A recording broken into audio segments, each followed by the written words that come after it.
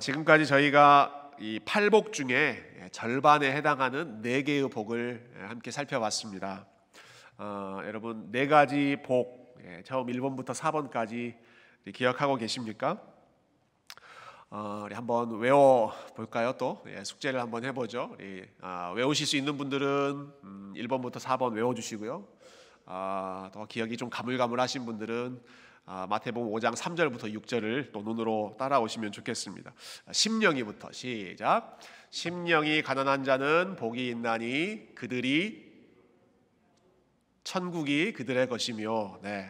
여러분 오늘 내용이 긍휼히 여기는 자입니다. 잘 암송하지 못하는 목사를 긍휼히 여겨주시기 바랍니다. 다시 해볼까요? 심령이부터 시작.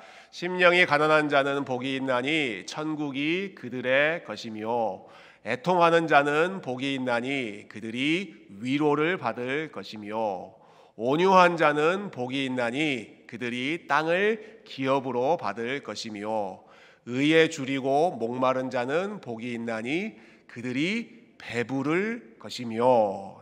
여기까지 우리가 함께 봤습니다.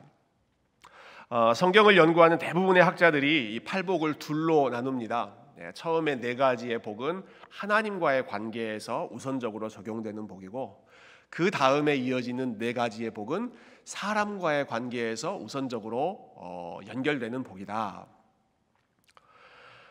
심령이 가난한 자, 하나님 한 분만을 아주 절박하게 매달리는 자, 심령이 가난한 자이죠.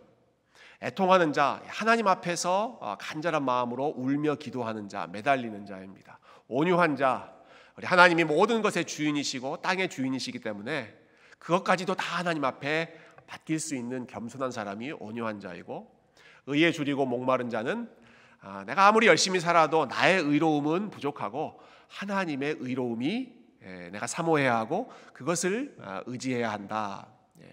이게 1번부터 4번까지 우리가 함께 살펴본 복입니다. 오늘부터 시작되는 5번째 복은요, 말씀드렸다시피 하나님과의 관계보다는 사람과의 관계에 더 우리가 중점을 두는 그러한 복의 내용입니다. 5번째 우리가 읽었던 말씀이 긍휼히 여기는 자는 복이 있나니 이렇게 되어 있죠. 긍휼이라고 하는 말 일반 사회에서는 잘 안 쓰는 단어이죠. 교회에서 많이 쓰는 단어인데요. 영어로는 compassion, 함께 아파한다, 함께 불쌍히 여긴다라는 것입니다. 긍휼히 여긴다, 불쌍히 여긴다. 여러분 이것은 하나님과의 관계보다 사람의 관계에 더 적용되어야 하는 덕목입니다. 여러분 우리가 하나님을 불쌍히 여긴다, 하나님을 안쓰럽게 여긴다, 하나님을 긍휼히 여긴다, 하나님이 너무 부족하고 너무 힘들어서 우리가 안쓰럽게 불쌍히 여긴다, 이런 말을 우리가 할 수 있을까요? 우리가 하나님을 불쌍히 여긴다라는 것은 사실 앞뒤가 맞지 않는 말입니다. 하나님은 부족한 분이 없으시기 때문에, 연약한 것이 없기 때문이죠. 그래서 긍휼히 여긴다는 것은 우선적으로 우리가 사람을 불쌍히 여기는 마음, 예수님께서 이것을 가르치고 계십니다. 예수님께서 이 8가지 복을 차근차근 말씀해 주시는데 저는 그 순서가 무척 중요하다고 생각합니다. 자, 오늘 보는 이 5번째 복 바로 앞에 이제 4번째 복이 나오잖아요. 4번째 복은 의에 줄이고 목마른 자는 복이 있나니 였습니다. 그리고 나서 오늘 본문에 긍휼히 여기는 자는 복이 있나니 라는 말씀이 이어집니다. 이 2가지가 굉장히 중요합니다. 우리가 같이 기억해야 될 내용인데요. 왜 이 2가지가 연결되는가? 여러분 4번째에 나오는 그 복, 의에 줄이고 목마른 삶, 다시 말해서 의롭게 살려고 열심히 노력하고 거룩하게 살려고 열심히 노력하다 보면 한 가지 부작용이 생기기 쉽습니다. 열심히 내가 의롭게 살고 거룩하게 살려고 노력하고 애쓰다 보면 나타날 수 있는 부작용, 그게 무엇일까요? 긍휼히 여기는 마음이 사라지기 쉽습니다. 긍휼히 여기는 마음, 내가 열심히 의롭게 살고 내가 열심히 거룩하게 살고 있기 때문에, 혹은 그렇게 하지 못하는 사람들에 대한 긍휼의 마음이 약해지기 쉽다라는 것이죠. 스스로 의롭다고 생각하는 사람, 혹은 스스로 진리나 공의의 문제에 열심이 많고 관심이 많다라고 생각하는 사람일수록 그렇게 하지 못하는 사람들에 대한 불쌍히 여기는 마음과 안타깝게 여기는 마음이 약해지기 쉽습니다. 예수님 당시의 바리새인들이 대표적인 케이스죠. 오늘 그래서 우리가 바리새인에 대한 말씀을 함께 읽었는데요. 여러분, 바리새인이라고 하는 말 자체가 이들은 구별된 사람이다, 이들은 특별한 사람이다, 이들은 뭔가 남다른 사람이다 라는 뜻입니다. 바리새, 히브리어로 파르쉬라고 한 단어가 set apart, 구별되었다, 이 사람들은 다르다라는 뜻이거든요. 그들이 스스로를 다른 존재로 생각했던 것이죠. 일반 사람들보다 훨씬 더 하나님 말씀도 많이 알고 열심히 지키려고 하고 의롭고 거룩하고 경건하게 살려고 애썼던 사람들, 우리는 좀 달라라고 생각했던 사람들이 바리새인들이었습니다. 의에 줄이고 목마른 삶, 좋은 삶이죠. 그런데 예수님께서 이러한 일에 열심을 냈던 이 바리새인들을 어떻게 평가하시는지 여러분 한번 들어보십시오. 우리 두 번째 읽었던 마태복음 23장과 23장 말씀인데요. 제가 다시 읽어보겠습니다. 화 있을진저, 예수님께서 화를 선포하시죠. 화 있을진저 외식하는 서기관들과 바리새인들이여, 너희가 박하와 회향과 근체의 11조는 드리되. 사람들 11조 열심히 드렸던 사람들입니다. 얼마나 철저하게 드렸냐면 박하와 회향과 근체, 이거 아주 작은 식물들이거든요. 아주 작은 식물들, 밭에서 캐는 나물, 식물, 꽃 이런 것 수확할 때에도 나물 10뿌리가 있으면 그 중에 하나는 하나님 앞에 11조 드려야 돼. 이렇게 철저하게 구별해서 작은 식물까지도 구별해서 하나님 앞에 드렸던 사람들이 이 바리새인들입니다. 그런데 예수님께서 그들에게 이렇게 평가하시죠. 너희가 그렇게 11조는 드리되 그러나 율법에 더 중한 바 정의와 긍휼과 믿음은 버렸도다. 그러나 이것도 행하고 저것도 버리지 말아야 할지니라. 여러분, 바리새인들이 말씀드렸다시피 아주 작은 것까지도 철저하게 구별해서 11조 드릴 정도로 엄격하고 의롭게 살려고 애썼습니다.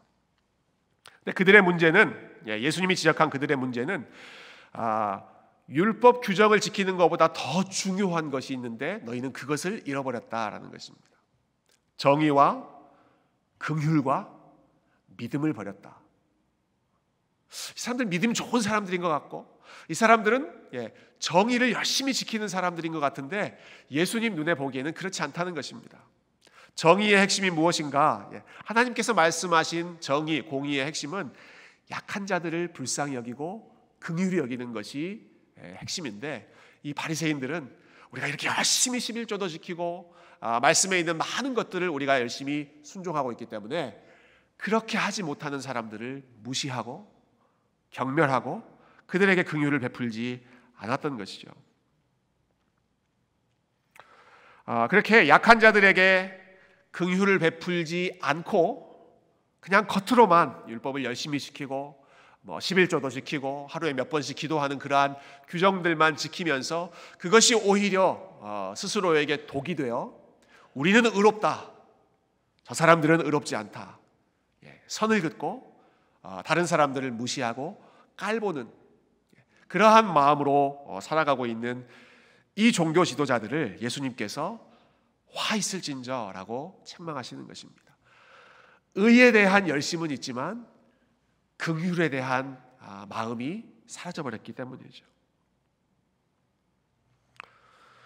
여러분, 이들을 향한 책망이 24절에 나옵니다. 이 바리새인들에 대한 책망을 읽기 전에 우리가 먼저 오해하지 않았으면 좋겠는데요. 그러니까 예수님께서 지금 이 바리새인들을 책망하시는 가운데 너희들이 지금 잘못하고 있으니까 율법을 지킬 필요도 없고 11조를 드릴 필요도 없다, 이렇게 말씀하시는 것이 아닙니다. 그 뒷부분에 보면 너희가 이것도 행하고 저것도 버리지 말아야 한다 이렇게 말씀하시잖아요. 율법을 지키는 것, 11조를 하는 것, 하나님 앞에 우리가 경건한 백성으로서 의무를 해야 될 것, 그것도 행하고, 그러나 그것이 살리고자 하는 정신, 여러분 11조의 정신은 하나님께 뭐가 부족해서 우리가 10분의 1을 하나님 앞에 드려야 된다, 그게 아니었습니다. 11조는 이스라엘 공동체 안에서 가장 연약한 자들의 삶을 함께 책임져주는, 여러분 우리말에 십시일반이라고 하는 말이 있잖아요. 십시일반. 십시 10개의 숟가락이 모여서 일반 하나의 밥그릇을 만든다. 밥그릇에서 한 사람씩 10사람이 떠서 밥그릇 없는 사람 도와준다. 그게 이게 십시일반인데, 여러분 그게 11조의 정신이거든요. 제사장, 레위인, 땅이 없는 그런 사람들에게 생계를 책임져주고, 뿐만 아니라 이스라엘 백성들 중에 고아와 과부와 나그네 가장 연약한 자들에게 공동체가 함께 십시일반해서 서포트해주는 그 시스템이 이 11조였는데, 지금 바리새인들은 이 11조를 자기들이 열심히 지키면서도 그 도움이 필요한, 긍휼이 필요한 사람들을 무시했다라는 것입니다. 그래서 예수님은 이것을 열심히 행하되 긍휼의 마음을 기억하면서 실천하라라고 하시는 것이죠. 자, 이들을 향한 책망 24절에 예수님이 이렇게 말씀하시는데요. 참 재미있는 표현입니다. 24절 한번 같이 읽어볼까요? 시작. 맹인된 인도자여 하루살이는 걸러내고 낙타는 삼키는도다. 이게 무슨 말이냐면 이보다 우리에게 훨씬 더 익숙한 표현은 이것입니다. 내 눈에 있는 들보, 기둥은 보지 못하고 형제의 눈 속에 있는 티를 지적하면서 그것을 비판한다. 이 말씀 여러분 잘 아시죠? 똑같은 맥락의 말씀입니다. 하루살이는 걸러내고 낙타는 삼키는도다. 하루살이는 아주 눈에 잘 안 보이는 작은 곤충이잖아요. 이스라엘의 율법에서 작은 곤충 땅에 기어다니는 건 먹지 말라고 하셨습니다. 부정한 거니까. 낙타도 그 당시의 기준에서 부정한 짐승이기 때문에 먹지 말라고 하셨습니다. 그러니까 둘 다 먹으면 안 되는 그러한 대상인데, 지금 이 바리새인들의 행태는 어떠한가? 맹인된 인도자여 너희는 하루살이는 걸러내고 아주 작은 것, 아주 세부한 세세한 것, 그런 것 하나는 꼬치꼬치 따지고, 그런 것들은 이거는 먹으면 안 돼, 저건 안 돼, 먹어도 돼, 이렇게 걸러내면서 동시에 역시 똑같이 먹지 말라고 하셨던 낙타는 마음껏 집어삼키고 있다. 그러니까 지금 예수님이 무엇을 지적하고 계시는지 느낌이 드시죠? 아주 세세한 것 하나에는 꼬치꼬치 따지면서 정말로 중요한 것, 정말로 큰 것, 긍휼히 여기는 마음, 서로 사랑하고 서로를 불쌍히 여기는 그러한 마음은 까맣게 잊어버리고 자기들이 하고 있는 것에 대해서만 자부심을 가지고 살아가고 있다는 것입니다. 다시 말씀드립니다. 작고 사소한 세부적인 율법은 목숨 걸고 지키면서 훨씬 더 중요한 일, 사랑하고 불쌍히 여기는 일에 대해서는 철저하게 무관심한 이 바리새인들의 차가운 모습을 예수님께서 이러한 속담으로 또 이러한 아주 강력한 경고로 지적하고 계시죠.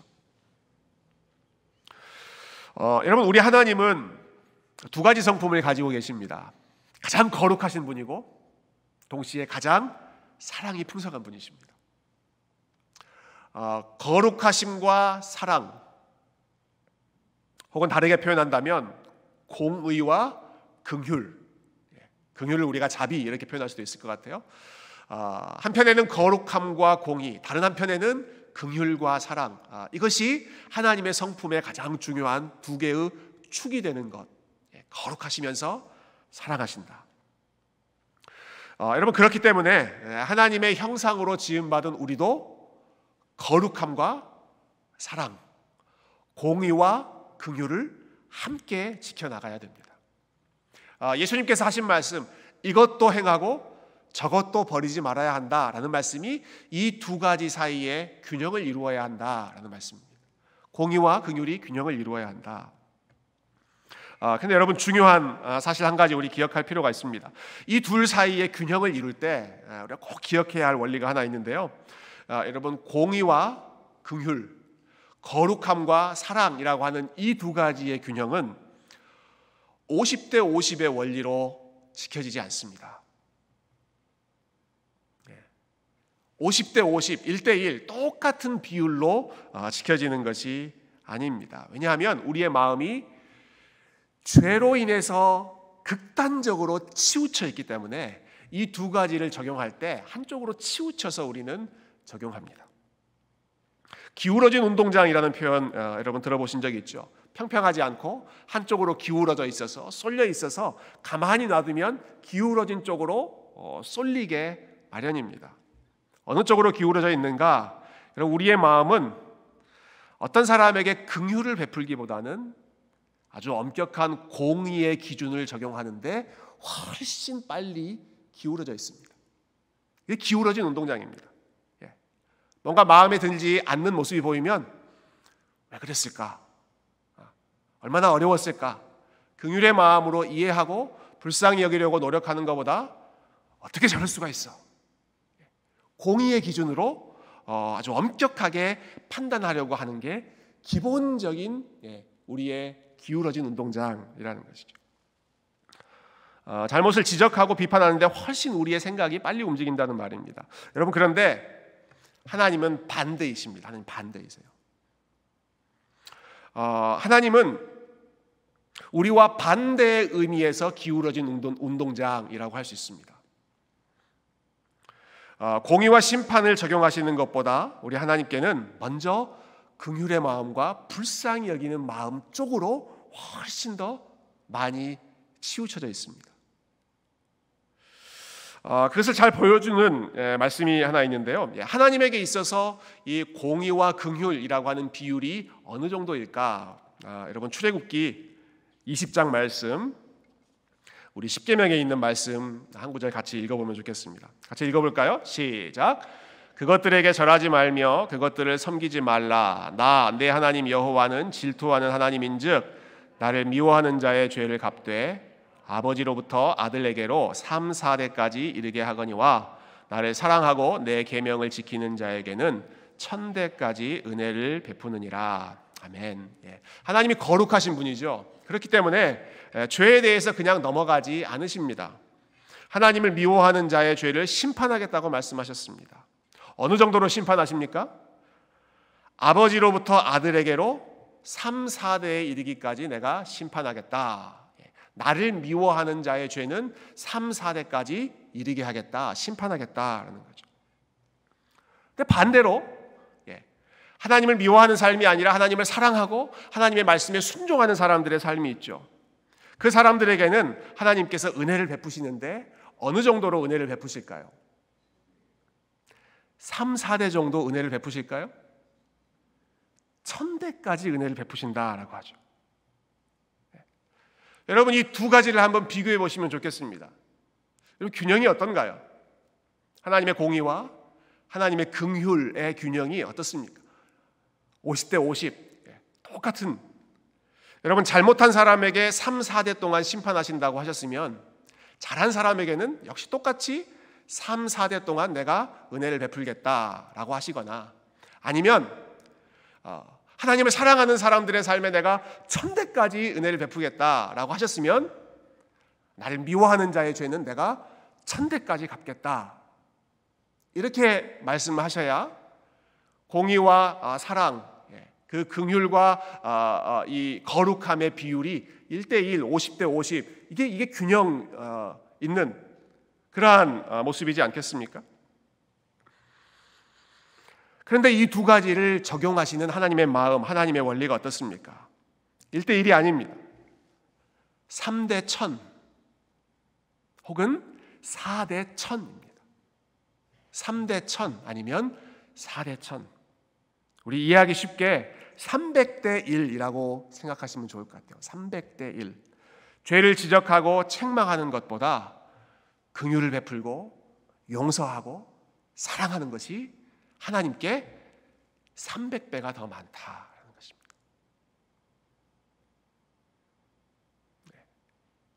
제가 어거지로 결론 내리는 거 아니죠? 하나님께서 하나님의 마음을 이렇게 보여주시죠. 이렇게 이해하시면 좋겠어요. 하나님은 300번 참으시고 한 번 혼내신다. 여러분, 300번 참으시고 한 번 혼내시는 겁니다. 300번 용서하고 300번 사랑하고 그리고 나서 한 번 아주 따끔하게 책망하시는 겁니다. 우리는 이 두 가지 원리를 어떻게 적용할까요? 여러분, 공의와 긍휼이라고 하는 이 기준을 여러분 어떻게 적용하십니까? 최근에 아시안컵 축구 대회가 있었습니다. 축구를 좋아하시는 분들은 그 결과를 다 아실 텐데요. 한국 축구 대표팀이 기대만큼 결과를 내지 못해서 굉장히 많은 그런 비난과 책망을 받고 있습니다. 여러분, 그런데 축구 경기를 보면 참 재밌는 그 현상이 있습니다. 이 축구에는 공격수가 있고 수비수가 있지 않습니까? 근데 보면 저는 수비수들의 삶이 훨씬 불쌍하다고 생각해요. 일반적인 경우입니다. 공격수의 경우는요, 9번 찬스를 놓치다가도 한 번 골을 넣으면 그 사람이 영웅이 될 수가 있습니다. 이번에는 그 한 번 골을 못 넣기 때문에 이 공격수들도 욕을 많이 먹고 있죠. 9번 놓쳐도 한 번 잘하면 그 한 번을 기억하는 게 이 공격수에 대한 태도인데요. 수비수는 반대입니다. 여러분, 수비수는요, 9번 위험한 공격을 잘 막다가도 한 번 실수해서 골을 내주면 그 사람은 역적이 됩니다. 그게 일반적으로 공격수에 대해서 갖는 태도와 수비수에 대해서 갖는 마음입니다. 9번 잘한 거에 대해서는 별로 기억하지 않습니다. 수비수가 9번 어려운 그 위기를 극복해낸 거에 대해서는 사람들이 기억하지 않고요, 한 번 못한 거에 대해서 아주 냉혹하게 책망하죠. 여러분, 하나님께서 보여주신 공의와 긍휼의 비율이 어떻다고요? 긍휼 쪽이 훨씬 더 컸다고요. 긍휼과 자비의 마음이 훨씬 컸다고요. 그러나 반대로 우리는 긍휼의 마음이 인색하고 잘못한 것을 쉽게 넘어가지 않습니다. 마치 수비수들에게 하는 것처럼, 수비수들이 하는 것처럼 잘한 것은 기억하지 않고 잘한 것 9가지에 대해서는 잊어버리고 못한 것 1가지에 대해서 꼬치꼬치 따지는 것이 저는 우리의 마음에 기울어진 운동장이라고 생각합니다. 저희 집에 아이가 4명인데요. 아이들에 대한 그 부모의 기대치가 다 다른 것 같습니다. 아무래도 첫째에 대한 기대가 크죠. 첫째가 좀 본을 잘 보여야 그 밑에 있는 아이들도 좀 잘 따라갈 것 같고, 그래서 그 첫째에 대한 기대가 좀 많이 있습니다. 더 많은 것을 요구할 때가 있습니다.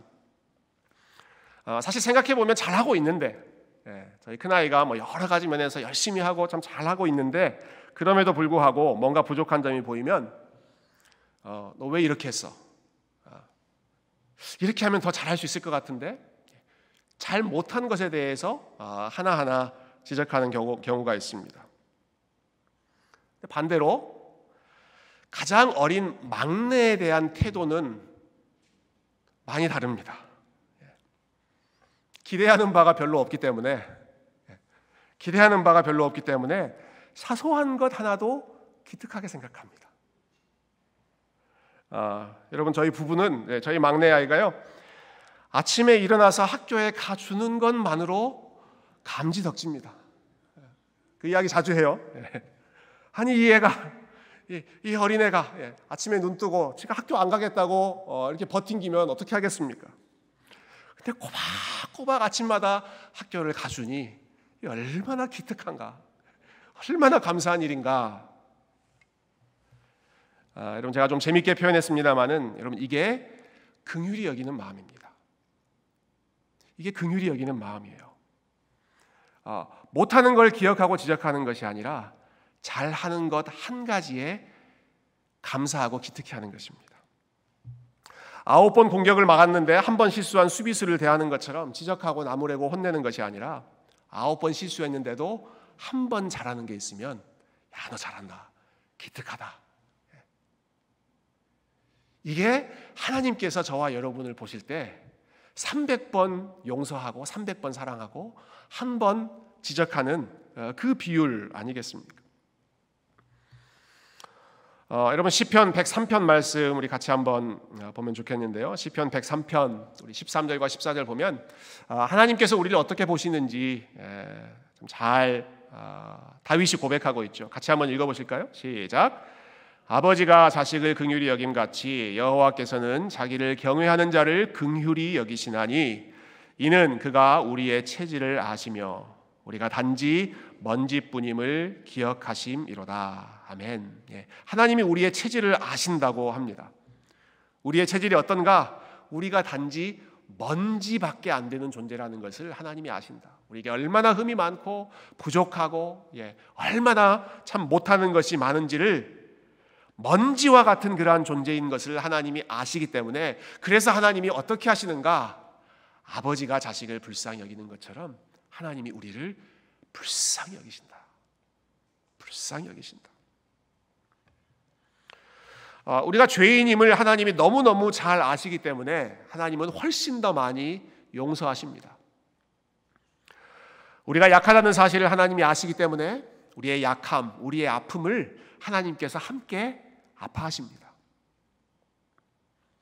그리고 그토록 먼지 정도밖에 안 되는 지극히 연약하고 지극히 악한 존재에 불과한 이 인간이 하나님을 향해서 뭔가 조금이라도 해볼라 치면 저와 여러분처럼 이렇게 시간을 기억해서 예배하는 자리로 나오고 하나님 앞에 우리의 작은 것을 드려서 우리 하나님의 주인이신 것을 인정하고 참 어렵지만 서로 사랑하는 마음 또 서로를 위해서 섬기는 마음 작은 것이라도 함께 훈련해 보려고 봉사해 보려고 함께 나눠 보려고 애쓰는 그런 모습 보면 여러분 하나님의 그 공의로운 기준에 비춰봤을 때 그게 얼마나 되겠습니까? 그게 얼마나 하나님의 양에 차겠습니까? 그러나 그럼에도 불구하고 야, 너 잘한다. 너 기특하다. 아니 네가 어떻게 그런 삶을 어떻게 네가 꼬박꼬박 내 앞에 나와서 기도하고 예배하고 말씀을 읽으려고 몸부림쳐보고 야, 너 참 기특하다 라고 하나님이 칭찬하신다는 거죠. 여러분 우리 개혁주의 신앙의 아주 핵심이 되는 교리가 인간의 전적인 부패라고 하는 내용입니다. 인간의 전적인 부패. 사람은 머리부터 발끝까지 다 부패해서 선한 것이라고는 나올 수가 없다. 그게 우리 인간의 기본적인 요즘에 디폴트라고 하는 말 많이 쓰죠. 디폴트 세팅이 인간은 전적으로 부패한 존재다라는 겁니다. 저는 이걸 좀 잘못 이해했던 것 같아요. 그러니까 사람들마다 인간이 다 죄인이라고 하는 것을 확인시켜주고 지적해주고 당신은 죄인입니다. 회개하십시오. 이걸 이렇게 알려줘야 한다라고 생각을 많이 했는데요. 물론 그런 부분이 필요하겠죠. 그러나 여러분 이 인간의 전적인 부패라고 하는 교리를 우리가 그 이면을 한번 생각해 보면 여러분 머리부터 발끝까지 선한 것이라고는 나올 수 없는 선한 것이라고는 나올 수 없는 절망적인 존재가 인간입니다. 그런데 그 인간에게서 그런데 저와 여러분에게서 우리 주변에 있는 우리의 가족에게서 혹은 공동체 안에서 조금이라도 선한 것이 나온다면 조금이라도 경건한 모습이 나온다면 이 인간의 전적인 부패의 교리를 극복하면서 자기를 부인해 보려고 살아가는 그러한 몸부림치는 모습이 아주 작은 것이라도 나온다면 여러분 그것은 훌륭한 일입니다. 훌륭한 일입니다. 아주 기특한 일입니다. 칭찬받아 마땅한 일입니다. 인간의 전적인 부패는 사람을 정죄하고 죄를 지적하라고 주시는 것이 아니라 우리가 이렇게 부패한 존재인데도 하나님이 우리를 사랑해 주신다라는 사실에 감사하기 위해서 주신 것이고 우리가 이렇게 부패한 존재인데도 그런데도 하나님 믿고 서로 사랑하며 살겠다고 이렇게 몸부림치는 모습 기특하다. 훌륭하다. 서로를 격려하고 위로하라고 주시는 그런 하나님의 마음이죠. 긍휼한 마음을 우리가 훈련했을 때 우리가 이러한 눈으로 이러한 마음으로 서로를 품을 수 있을 것입니다. 말씀을 정리하고 싶은데요. 여러분, 한국 사람들이 제일 좋아하는 시가 그 윤동주 시인의 서시라고 합니다. 여러분, 학교 다니실 때 한 번쯤은 외워보시기도 하고 또 이렇게 기억하시는 분이 많으실 것 같은데요. 아주 짧은 시죠. 죽는 날까지 하늘을 우러러 한 점 부끄럼 없기를, 잎새에 이는 바람에도 나는 괴로워했다. 별을 노래하는 마음으로 모든 죽어가는 것들을 사랑해야지. 그리고 나한테 주어진 길을 걸어가야겠다. 오늘 밤에도 별이 바람에 스치운다. 이게 윤동주 시인의 서시잖아요. 여러분, 이 시를 보면 그 시인이, 윤동주 씨가 얼마나 하나님 앞에서 깨끗하게 살려고 몸부림쳤는지 그 흔적이 나옵니다. 죽는 날까지 하늘을 우러러 한 점 부끄럼 없기를. 하늘을 우러러 내가 하나님 앞에서 한 점 부끄럼 없는 삶을 살고 싶다. 의에 줄이고 목마른 마음으로 사는 것이죠. 어느 정도까지 예민한 그런 마음으로 살았는가? 잎새 이는 바람에도 나는 괴로워했다. 여러분, 얼마나 그 시인의 마음이 예민했는지, 얼마나 한 점 부끄럼 없게 살기를 원했는지, 잎새 이는 바람, 아주 작은 바람 때문에 풀잎이 살짝 흔들리는 것에도 마음이 괴로워서 견딜 수 없는 그러한 민감한 마음을 윤동주 시인이 가지고 있었습니다. 하나님 앞에서 그러한 마음으로 살고 싶다는 거죠. 여러분, 그런데 이 시인이 이 마음을 다른 사람에게까지 적용하지 않습니다. 윤동주 씨가 이 마음, 하늘을 우러러 한 점 부끄럼 없는 마음, 내가 이렇게 살고 있으니까 당신들도 하늘을 우러러 한 점 부끄럼 없는 삶을 사십시오, 이렇게 이야기하지 않고요. 세상을 향해서, 사람들을 향해서는 시인이 어떤 마음을 가지고 있습니까? 모든 죽어가는 것들을 사랑해야지. 모든 죽어가는 것들을 사랑해야지입니다. 하나님 앞에서는 작은 것도 용납하지 못하는, 타협하지 않는 깨끗한 마음으로, 의에 줄이고 목마른 마음으로 내가 살기를 원하지만, 그러나 그렇게 살지 못하는 죽어가는 것들에 대해서는 어떤 마음으로 살겠다? 모든 죽어가는 것들을 사랑해야지. 긍휼의 마음으로 살겠다는 것입니다. 사랑하는 성도 여러분, 우리가 하나님을 향해서는 한 점 부끄럼 없이 살기를, 작은 흔들림에도 타협하지 않을 정도로 그렇게 괴로워하고 우리의 거룩함을 지키기 위해서 몸부림치는, 하나님의 거룩함, 의에 줄이고 목마른 마음으로 살아가되, 그러나 동시에 여러분, 사람들을 향해서는, 우리의 연약한 가족들과 이웃들과 이 세상을 향해서는 모든 죽어가는 것들을 사랑해야지. 연약한 자들을 긍휼히 여기고 품어주고 격려하는, 여러분, 이러한 긍휼의 풍성한 삶에 힘쓰시기를 소망합니다. 여러분, 긍휼의 마음은 왜 그렇게밖에 못하느냐고 지적하는 마음이 아니고, 왜 이것밖에 안 되느냐고 다그치는 마음이 아니고, 좀 부족해도 괜찮습니다. 실수하더라도 충분히 그럴 수 있습니다. 우리가 다 죄인인데 충분히 그럴 수 있습니다. 그리고 뭔가 잘하는 게 있으면, 뭔가 좀 열심히 하는 모습이 있으면 이만큼 하는 것도 놀라운 일입니다. 하나님의 은혜입니다. 하나님께서 우리를 이렇게 살 수 있도록 도와주고 계십니다. 여러분, 이렇게 긍휼의 눈으로 바라보는 것이 하나님께서 저와 여러분을 바라보시는 눈길이고, 그것이 하나님 나라의 공동체, 하나님 나라의 백성들이 우리 하나님을 영화롭게 할 수 있는 아름다운 마음인 줄로 믿습니다. 이와 같이 긍휼히 여기는 주님의 백성들 다 되시기를 주님의 이름으로 축원드립니다. 함께 기도하겠습니다.